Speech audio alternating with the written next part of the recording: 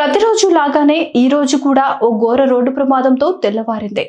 నెల్లూరు నుంచి వస్తున్న ఓ private bus రాత్రి 2 గంటల ప్రాంతంలో నంద్యాల జిల్లా సిరివెళ్లమెట్ట దగ్గర ఘోర ప్రమాదానికి గురైంది. 36 మంది ప్రయాణికులతో హైదరాబాద్ వస్తున్న ARBC VR private travels bus tyre పేలడంతో అదుపు తప్పింది. డివైడర్ పైనుంచి వేగంగా దూసుకెళ్లి ఎదురుగా వస్తున్న కంటైనర్ లారీని ఢీకొట్టింది.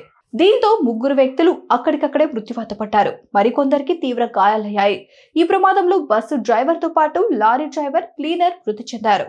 ప్రమాద తీవ్రతకు కొద్ది క్షణాల్లోనే బస్సుకు మంటలు వ్యాపించాయి. అదే దారిలో వెళ్తున్న డీసీఎం డ్రైవర్ వాహనాన్ని ఆపి బస్సు అద్దాలను పగలగొట్టడంతో ప్రయాణికులు ప్రాణాలతో బయటపడ్డారు.